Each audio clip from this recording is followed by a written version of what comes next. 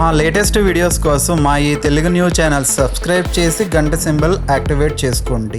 ఈ రోజే జనవరి 1, 2026 అంటే ఈ అద్భుతమైన కొత్త సంవత్సరంలో మనం అడుగుపెట్టిన మొదటి రోజు.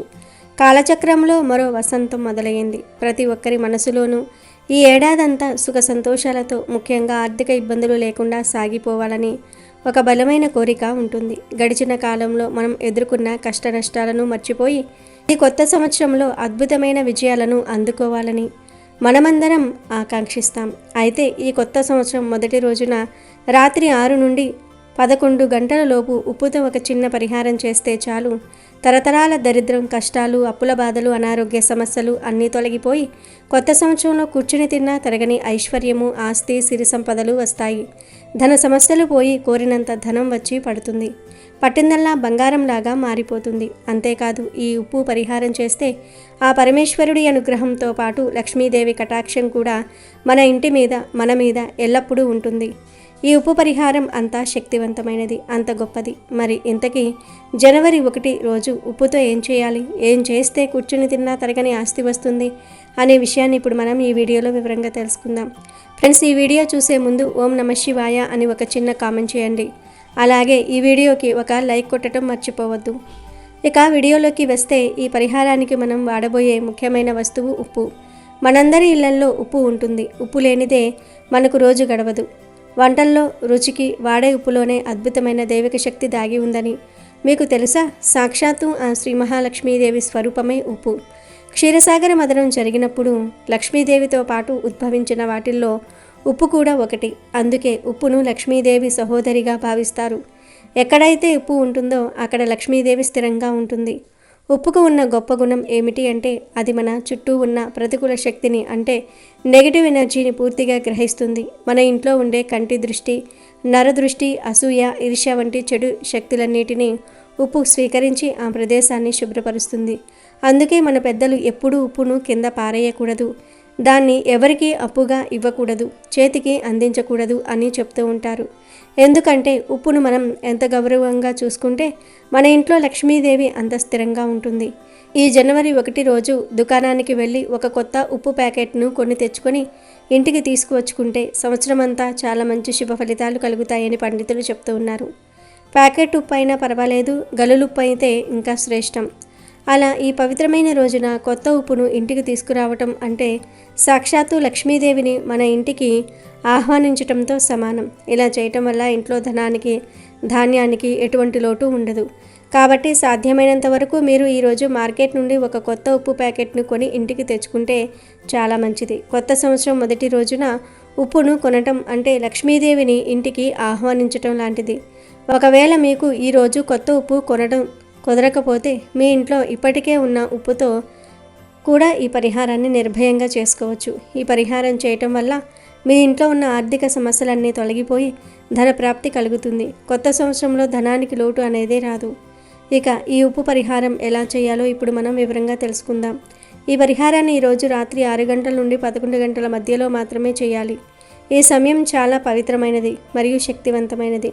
ముందుగా మీరు ఈ పరిహారం కోసం ఒక శుభ్రమైన గాజు బౌల్ లేదా ఒక గాజు గిన్నెను తీసుకోండి. ఇక్కడ గాజు పాత్రనే ఎందుకు వాడాలి అనే సందేహం మీకు రావచ్చు. జ్యోతిష శాస్త్రం ప్రకారం గాజు అనేది శుక్రగ్రహానికి ప్రతీక. శుక్రుడు అంటేనే భోగభాగ్యాలకు, ఐశ్వర్యానికి, సుఖ సంతోషాలకు కారకుడు. స్టీలు గిన్నెల్లోనో ప్లాస్టిక్ డబ్బాల్లోనూ ఉప్పు పోస్తే ఆ పాత్రలకు ఉండే గుణం వల్ల ఉప్పులోని శక్తి బయటకు ప్రసరించదు. కానీ గాజుకు పారదర్శకత ఉంటుంది. అది శక్తిని ఆకర్షించి బంధించే గుణాన్ని కలిగి ఉంటుంది. అందుకే ఖచ్చితంగా ఒక గాజు గిన్నెను మాత్రమే ఎంచుకోండి.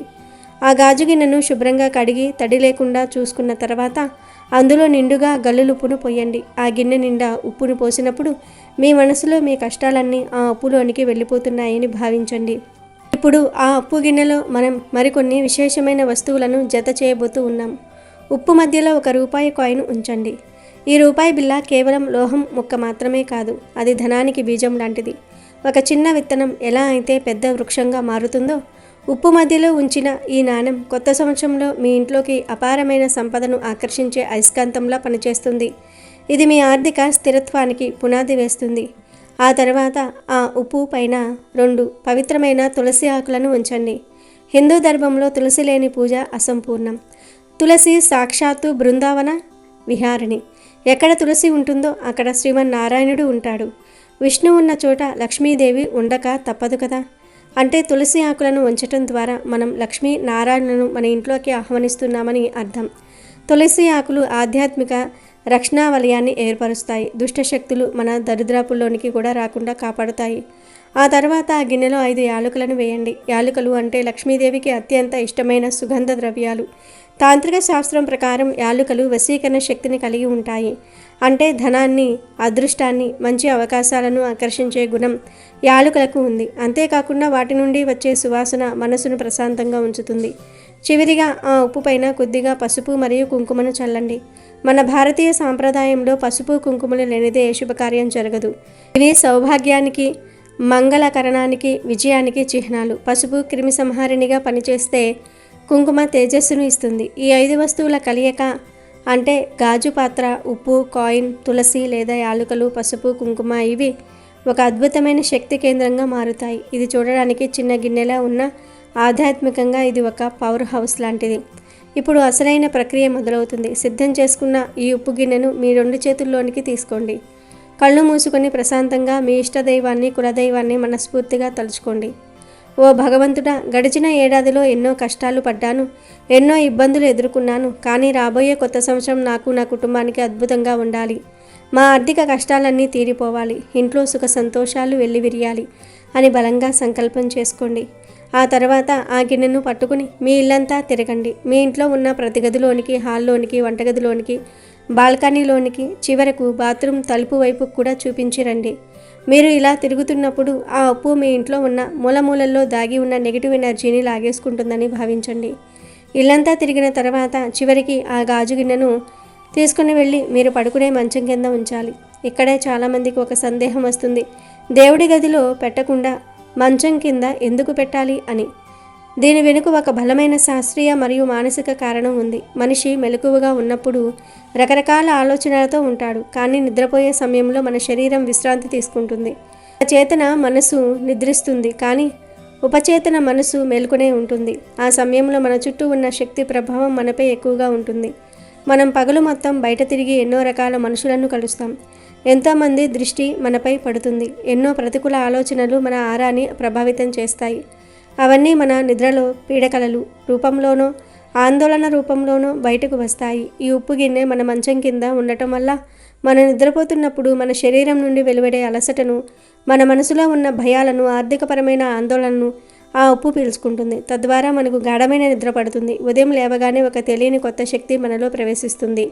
ప్రక్రియను ఈ రోజు రాత్రి అంటే జనవరి 1వ తేదీ రాత్రి 11 గంటల లోపు ఖచ్చితంగా పూర్తి చేయాలి. పాత సంవత్సరంలోని కష్టాలను, బాధలను ఆ ఉప్పుకు వదిలేసి స్వచ్ఛమైన మనసుతో కొత్త సంవత్సరానికి స్వాగతం పలకాలి. ఇలా చేయటం వల్ల ఈ కొత్త సంవత్సరం అంతా మీకు అద్భుతంగా కలిసి వస్తుంది. అప్పుల బాధలు ఉన్నవారికి అవి తీరే మార్గాలు గోచరిస్తాయి. ఊహించని విధంగా ధనలాభం కలుగుతుంది. వ్యాపారస్తులకు అమ్మకాలు పెరుగుతాయి, లాభాలు వస్తాయి. ఉద్యోగస్తులకు ప్రమోషన్లు లేదా జీతాల పెరుగుదల వంటి శుభవార్తలు వింటారు. ఇంట్లో భార్యాభర్తల మధ్య గొడవలు తగ్గి అనురాగం పెరుగుతుంది. పిల్లల చదువుల్లో రాణిస్తారు. ముఖ్యంగా అనవసరపు ఖర్చులు తగ్గి చేతిలో డబ్బు నిలవటం మొదలవుతుంది. చాలామందికి ఎంత సంపాదించినా ఏదో ఒక రూపంలో డబ్బు ఖర్చు అయిపోతూ ఉంటుంది. అలాంటి వారికి ఈ పరిహారం ఒక వరం లాంటిది. లక్ష్మీదేవి చంచలమైనది. ఆమెను నిలబెట్టుకోవాలంటే ఇలాంటి సాత్వికమైన పరిహారాలు ఎంతో అవసరం. ఉప్పు అనేది భూమి మరియు సముద్రం నుండి వచ్చిన ఒక గొప్ప శక్తివంతమైన పదార్థం. దాన్ని మనం కేవలం వంటల్లో వేసుకునే పదార్థంగా మాత్రమే చూడకూడదు. సముద్రంలో ఆటుపోట్లు ఎలా వస్తూ ఉంటాయో మన జీవితంలో కూడా కష్టసుఖాలు అలా వస్తూ ఉంటాయి. కానీ ఉప్పు నీటిని ఎలా శుద్ధి చేస్తుందో మన జీవితాన్ని కూడా అలాగే శుద్ధి చేస్తుంది. ఇక్కడ గమనించాల్సిన ముఖ్య విషయం నమ్మకం. ఏ పరిహారమైనా, ఏ పూజ అయినా ఫలితాన్ని ఇవ్వాలంటే మన సంకల్ప బలం, మన నమ్మకం ముఖ్యం. ఇది చేస్తే నిజంగా జరుగుతుందా అనే అనుమానంతో చేస్తే ఏ ఫలితమూ ఉండదు. నా కష్టాలన్నీ తీరిపోతాయి, లక్ష్మీదేవి కటాక్షం నాపై ఉంటుంది అనే పూర్తి విశ్వాసంతో చేస్తే ఆ విశ్వాసమే సగం ఫలితాలను ఇస్తుంది.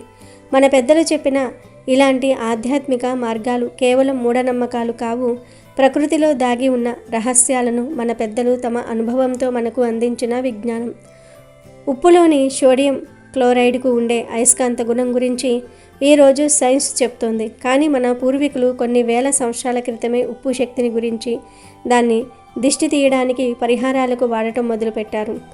కాబట్టి ఈరోజు రాత్రి మీరు ఈ పని చేస్తే రేపు ఉదయానికి మీలో ఒక కొత్త ఉత్సాహము, ఒక తెలియని ధైర్యము కలగటం మీరు గమనిస్తారు. ఒకవేళ సమస్యలు వచ్చినా వాటిని ధైర్యంగా ఎదుర్కొనే మానసిక స్థైర్యం మీకు లభిస్తుంది. మరుసటి రోజు ఉదయం నిద్రలేచిన తర్వాత ఆ ఉప్పును చూసి లక్ష్మీదేవికి నమస్కరించుకోండి. ఆ ఉప్పుని వెంటనే తీయాల్సిన పని లేదు. ఒక 3 రోజుల పాటు లేదా వారం రోజుల పాటు అలాగే మంచం కింద ఉంచవచ్చు. ఆ తర్వాత ఆ ఉప్పును తీసి ఎవరూ తొక్కని ప్రదేశంలో లేదా పారే నీటిలో వేయవచ్చు. ఆ కాయిన్ను మాత్రం మీరు ఖర్చు పెట్టకుండా ఎవరైనా అడుక్కునే వారికి ఇవ్వండి. మళ్ళీ కొత్త ఉప్పుతో ఈ పరిహారాన్ని మీరు ప్రతి శుక్రవారం లేదా అమావాస్య రోజున చేసుకోవచ్చు. కానీ సంవత్సర ప్రారంభంలో చేయటం వల్ల ఆ ఏడాది మొత్తం దాని ప్రభావం ఉంటుంది. ఈ కొత్త సంవత్సరం మీకు కనకవర్షం కురిపించే సంవత్సరంగా మారాలని, మీ ఇంట్లో సిరి సంపదలు తొలతూగాలని, అష్టైశ్వర్యాలు సిద్ధించాలని మనస్ఫూర్తిగా ఆకాంక్షిస్తున్నాము. ఆర్థిక సమస్యలనేవి మనిషిని కృంగదీస్తాయి, మానసిక ప్రశాంతతను దూరం చేస్తాయి. కానీ దైవానుగ్రహం ఉంటే కొండంత కష్టం కూడా గోరంతలా మారుతుంది. లక్ష్మీదేవి అనుగ్రహం కలిగి మీకు రావాల్సిన బాకీలు వసూలు అవ్వటం, కొత్త ఆదాయ మార్గాలు లభించటం వంటివి ఖచ్చితంగా జరుగుతాయి. చివరిగా ఒక మాట, మంచి విషయాన్ని నలుగురితో పంచుకోవటం కూడా ఒక రకమైన పుణ్యమే. ఈ సమాచారం మీకు నచ్చినట్లయితే కేవలం మీకే పరిమితం చేసుకోకుండా మీ స్నేహితులకు మరియు బంధువులకు కూడా షేర్ చేయండి. తద్వారా వారు కూడా ఈ అద్భుతమైన పరిహారాన్ని ఆచరించి లాభపడతారు. వారి కష్టాలు తీరితే ఆ పుణ్యం మీకు కూడా దక్కుతుంది. మరోసారి గుర్తు చేస్తున్నాము, ఈరోజు రాత్రి 11 గంటలలోపు ఈ పరిహారాన్ని పూర్తి చేయండి. సమయం మించిపోతే ఫలితం దక్కకపోవచ్చు. ఎందుకంటే సంధికాలంలో చేసే ప్రక్రియలకు శక్తి ఎక్కువ. ఈ చిన్న ప్రయత్నం మీ జీవితాన్ని మలుపు తిప్పుతుందని ఆశిస్తూ ఉన్నాము. అందరికీ మరొక్కసారి నూతన సంవత్సర శుభాకాంక్షలు. కొత్త సంవత్సరం మీకు అన్ని విధాలా జయప్రదం కావాలి. జనవరి 1వ తేదీన ఇంట్లో వాళ్ళందరూ కూడా ఒక్కొక్కరు ఒక్కో తులసి ఆకును తినండి. అలా తినటం వలన ఈ సంవత్సరం అంతా కూడా ఎటువంటి ఆరోగ్య సమస్యలు రాకుండా ఉంటాయి. ఏం లేదు, ఈరోజు మీ ఇంట్లో ఎంతమంది ఉంటే అన్ని తులసి ఆకులను కోసి తెచ్చుకోండి. అంటే 3 ఉంటే 3 ఆకులు, 4 ఉంటే 4 ఆకులు, ఇలా ఎంతమంది ఉంటే అన్ని ఆకులు తెచ్చుకొని మీ పూజ గదిలో ఇష్టదైవం ఫోటో ముందు పెట్టి ఒక్క నమస్కారం చేసుకుని 5 నిమిషాల తర్వాత ఒక్కరు ఒక్కో ఆకును తీసుకుని తినేయండి. ఒట్టి తులసి ఆకు తినలేని వారు కొంచెం పంచదార కలుపుకొని తులసి ఆకును తినండి. ఇలా జనవరి 1న తులసి ఆకు తింటే సంవత్సరం అంతా ఎటువంటి ఆరోగ్య సమస్యలు రాకుండా ఆనందంగా ఉండగలుగుతారు. కనుక ఈరోజు అందరూ కూడా ఒక తులసి ఆకును తినటం మర్చిపోవద్దు. జనవరి 1 ఈ సంవత్సరంలో మొదటి రోజు కనుక ఈరోజు ఆడవారు తలలో ఎర్రటి రంగులో ఉండే పూలను లేదా ఎరుపుకి దగ్గర రంగులో ఉండే పూలను తలలో పెట్టుకోండి. అంటే గులాబీ, మందార, చామంతి, కనకాంబరం లాంటి పూలను ఈరోజు తలలో పెట్టుకోండి. అలా పెట్టుకోవటం వలన సంవత్సరం అంతా కూడా లక్ష్మీదేవి యొక్క కటాక్షం మీ మీద ఉంటుంది. సౌభాగ్యం సిద్ధిస్తుంది. మీరు మీ భర్తతో ఆనందంగా ఉండగలుగుతారు. పెళ్ళైన ఆడవారు ఒక్కరే కాదు, పెళ్లిగాని ఆడవారు కూడా ఈరోజు ఈ రంగులో ఉండే పూలను తలలో పెట్టుకుంటే మీకు సంవత్సరం అంతా కూడా చాలా బాగుంటుంది. కాబట్టి స్త్రీలు ఈరోజు మీరు ఏ సమయంలో ఈ వీడియో చూస్తే ఆ సమయంలో ఎరుపు లేదా ఆరెంజ్ కలర్లో ఉండే పూలను తెచ్చుకొని తలలో పెట్టుకుని శుభ ఫలితాలను పొందండి.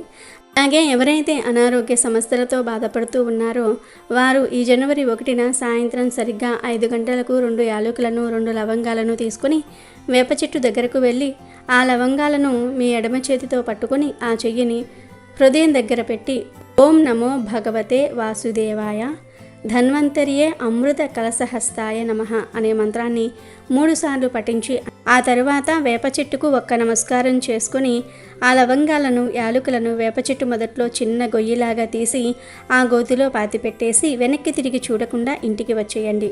జనవరి 1న సాయంత్రం సరిగ్గా 5 గంటలకు ఇలా చేస్తే మీ అనారోగ్య సమస్యలన్నీ కూడా పోతాయి. ఇక ఈ సంవత్సరంలో ఎటువంటి అనారోగ్య సమస్యలు లేకుండా ఆనందంగా ఉండగలుగుతారు. ఈరోజు కొన్ని కూరలు పొరపాటున కూడా వండకూడదు అని శాస్త్రాలు చెప్తూ ఉన్నాయి. ఎందుకంటే కూరలకు, గ్రహాలకు, మనిషి యొక్క జాతకాలకు చాలా దగ్గర సంబంధం అనేది ఉంటుంది. ప్రత్యేకమైనటువంటి ఇలాంటి రోజుల్లో కొన్ని తినకూడని కూరలు తింటే ఆ కూరల వల్లే కష్టాలు ఎక్కువగా వస్తూ ఉంటాయి. జాతకంలో దోషాలు ఏర్పడతాయి. ఇలాంటి వాటి వల్ల భార్యాభర్తల మధ్య గొడవలు, చేతిలో చిల్లిగవ్వ లేకుండా పోవటం ఇలాంటివి జరుగుతూ ఉంటాయి. కాబట్టి ఈరోజు వండకూడని కూరల్లో మొట్టమొదటిది బెండకాయ. ఈరోజు బెండకాయను తింటే కొన్ని రకాల గ్రహదోషాలు చుట్టుకుంటాయి. లేనిపోని కష్టాలు సంవత్సరమంతా వస్తూనే ఉంటాయి కనుక ఈరోజు బెండకాయ కూరను కానీ ఫ్రైని కానీ పప్పు చారులో వేసుకొని కానీ ఏ రూపంలోనూ తినవద్దు. ఈరోజు బెండకాయను వండటం వలన తినటం వలన మీకు జన్మజన్మల దరిద్రం అనేది పట్టి పీడిస్తుంది.